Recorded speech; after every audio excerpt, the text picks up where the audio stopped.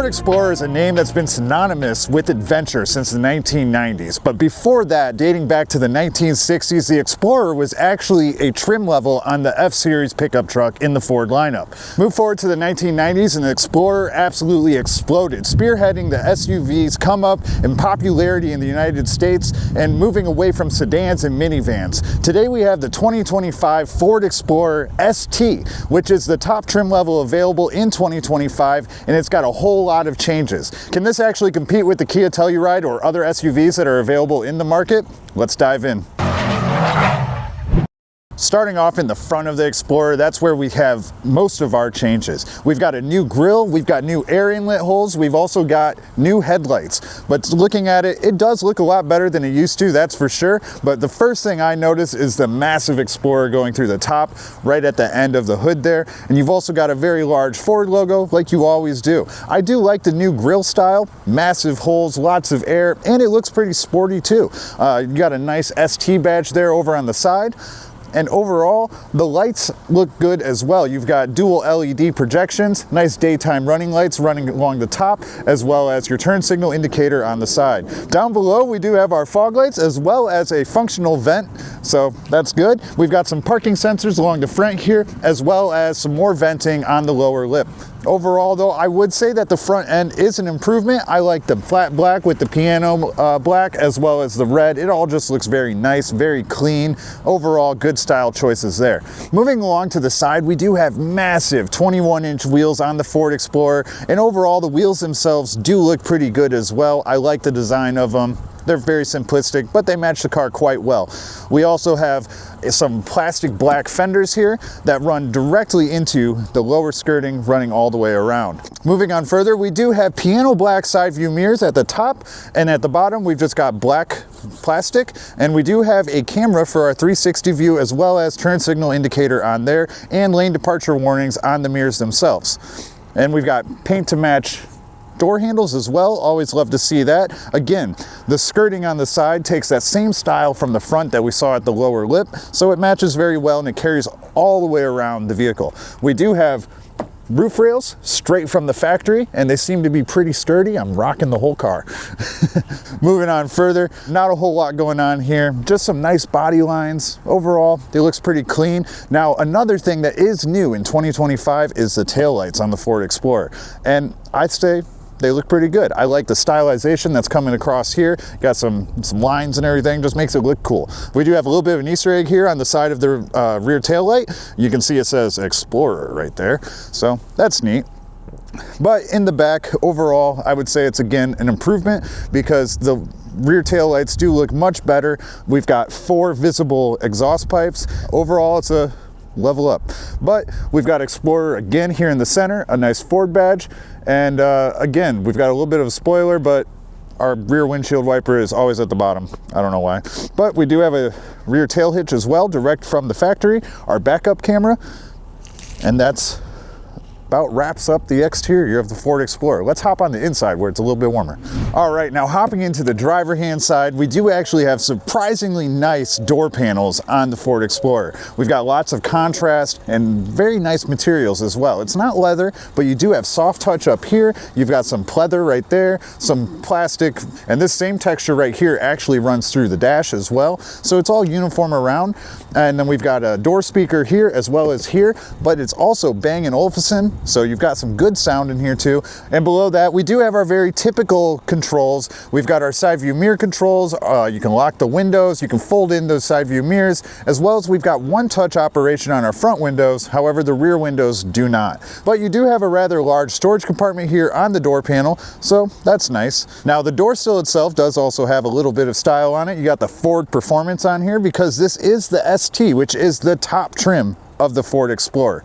Now the seats on the Ford Explorer, they do seem quite premium. They look nice, they feel nice to the touch, and you have a little embossed ST logo on the seat itself as well below the headrest. So overall, I think the seats are a win. I've seen much worse seats on Ford Explorers, that's for sure. Now hopping in though, is where things start to change quite a bit. They've got a whole new dash setup in here. That way you've got more room for passengers to get in and out. That way Uncle Steve, being 8'3", he can actually fit in here thanks to the new redesign. But starting over on the driver hand side, we do have a nice meaty steering wheel, nice soft to the touch. It's like kind of a soft touch leather, feels good in your hands. Overall, no complaints there, but it's got tons of buttons, maybe even too many buttons. On the left-hand side, we've got a lot of our driver functions over here, like cruise and adaptive cruise. And then below that, though, we do have some multimedia controls for our volume and mute.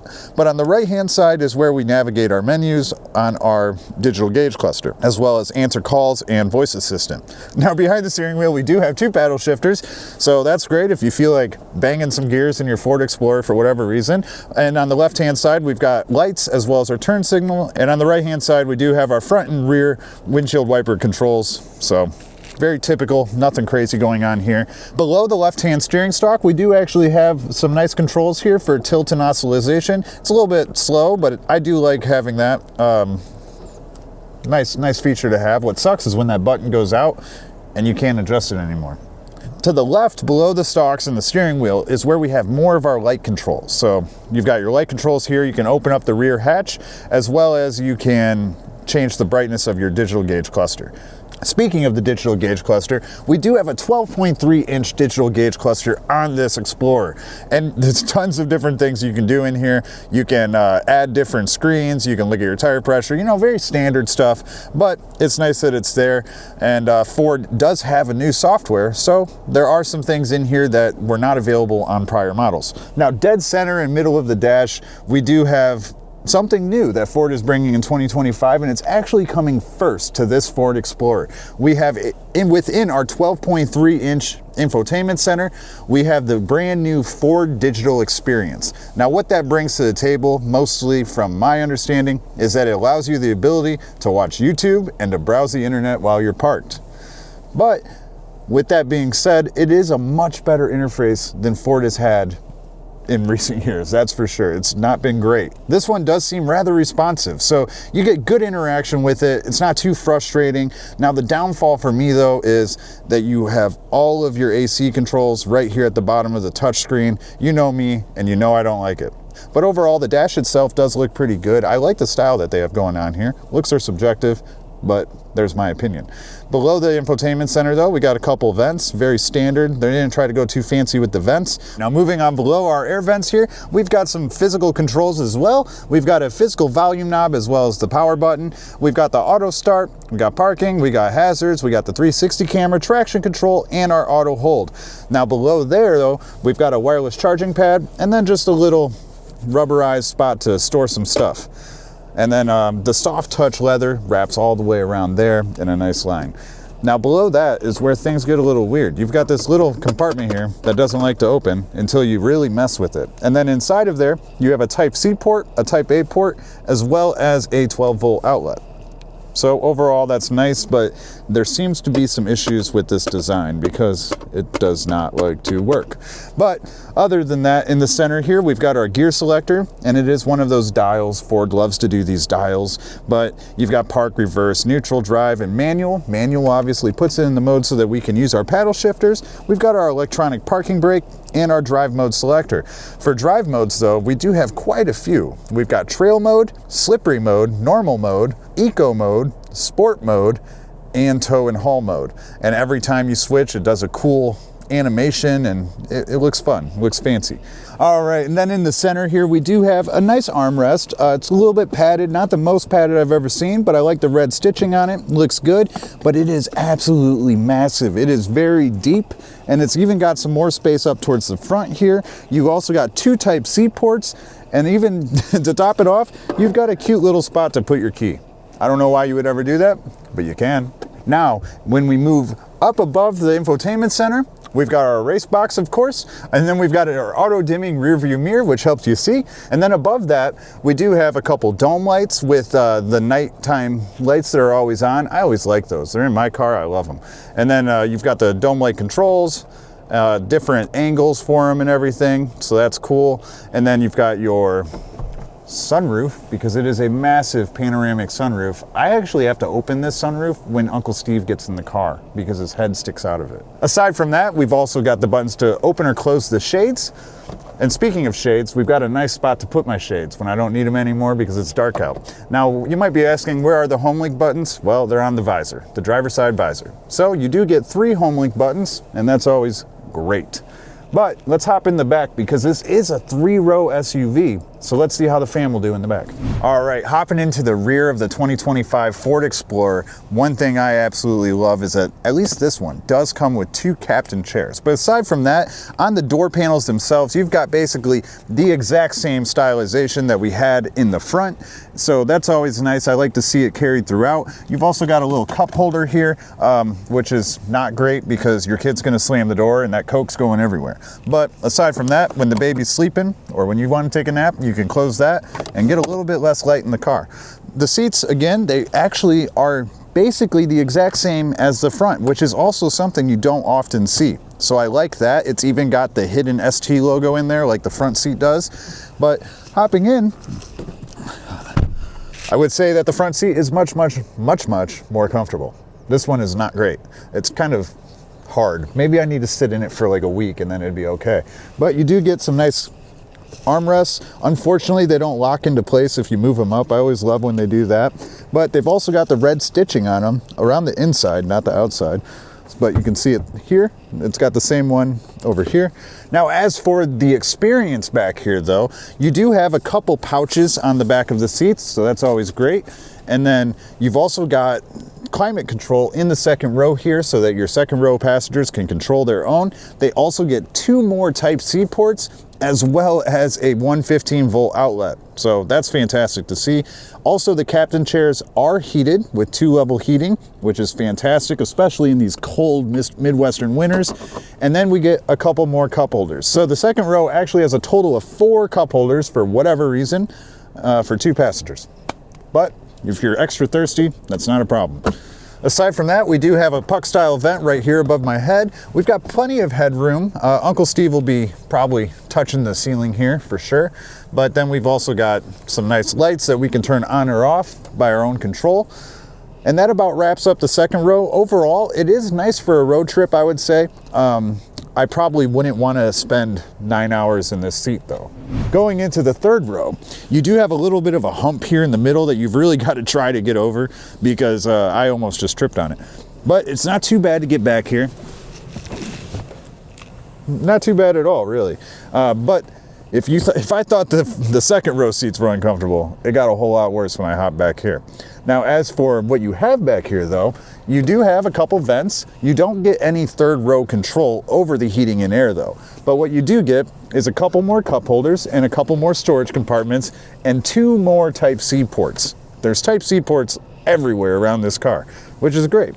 That about wraps us up on the interior of the car. The last thing, the most important thing, if you are a family person, is the trunk space. So let's see what's going on back there and how much you can store. Right now in 2025, the Ford Explorer is equipped with an electronic hatch. It's a little bit weird though, because typically you try to open it up somewhere around here, but it's all the way over here on the side. It actually opens up at a decent speed too, which I like that. And you can see right here, even with the third row seats up, you do actually have a decent amount of space, especially compared to a lot of 3-row SUVs. So that's not too bad. On the right hand side though, we do have our buttons to drop our seats or raise them. It's all automatic unless you want to drop them, but you also have a 12-volt outlet on the side. And then you've also got a lot of storage space underneath here, and all these pieces pull up. Oh, and look, Ford doesn't want to fail the test this time. They failed last time, so they threw us another eggplant so we can put them through the trial again. But this little cubby, it's not bad. You could store some blankets or even emergency stuff or whatever you may need. But since Ford supplied us with this eggplant, we're going to put it to work and see if it crushes in the rear hatch. Hey, they did better than last time. That's for sure. Got a good crease on both sides though, so it's pretty bruised up for sure. I don't think it would feel good, but it's not going to break anything. All right, now to drop the third row seats, like I mentioned, you do have these buttons here, so you can just hit it and down they go, and you actually end up with a pretty flat surface here, which is great if you're moving stuff. It's basically perfectly flat. So that's fantastic. You got tons of room here. You can also lay those flat. And granted, yes, you'll have a lot of open spaces in there. It provides you a nice flat surface to work with. You can fit somewhere around 30 suitcases in here, which is ridiculous. You'll never do that. Well, that wraps up all of the changes and exterior and interior things for the 2025 Explorer. How about we get on the road and see if she handles as good as she looks? All right, now let's do our 0 to 60 test in the 2025 Ford Explorer ST. We got it in sport mode. We got the race box set up. So here we go. We got 30 in 2.17 seconds, and we hit 60 in 5.58, and that's with both me and Uncle Steve in the car. So not too bad, huh? Not too bad. All right, now we're behind the wheel of the 2025 Ford Explorer ST. Now, despite this only having a 6-cylinder in it, it does actually sound decent. It doesn't sound bad. It's got a little oomph to it when you put it in sport mode too. But before we get into all of that, the seating position is pretty comfortable. The front seat, like I said earlier, is way more comfortable than the second row, or especially the third. But nobody cares about the people in the third row, right? But the seating position is great. Visibility is fantastic. We've got a very big rear window, very big windows along the side. And yeah, so overall, very good visibility. The windshield is very raked, but it does not impact it at all. It also appears that they made the A-pillars a little bit smaller as well, so you get a little bit more visibility, what typically would be a blind spot in the edges here. So not too shabby. So comfortability, at least for me, we'll have to see how Uncle Steve feels, but comfortability for me is quite good. I think it's very comfortable. I could do a long road trip in this driver's seat for sure. The acceleration is quite good too. Nothing to complain about in a large SUV, 3-row SUV. So that's not bad. The braking, not bad. A little bit squishy. Could definitely be better, but it'll get the job done at least. Now the handling itself though is a little bit touchy. The steering wheel is very touchy. It wants to move every time you move, so very touchy. But it's not always a bad thing. It's responsive, but it does feel a little too responsive.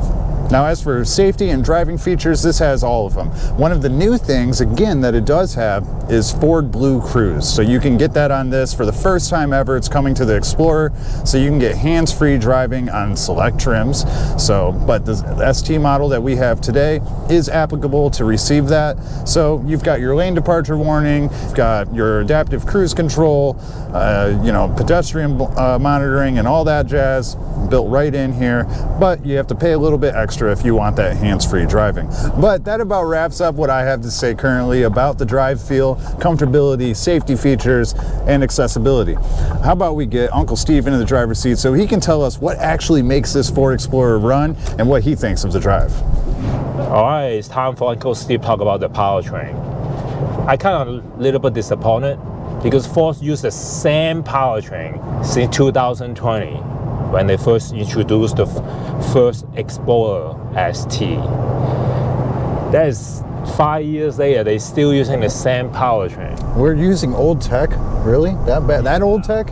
Which is the V6, 3.0-liter V6 twin turbo. Produced 400 horsepower and 415 foot-pound of torque. That's actually 5 years ago, you know?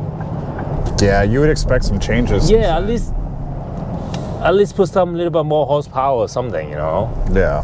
But no, they did not. The only upgrade they did is a turbocharged wastegate.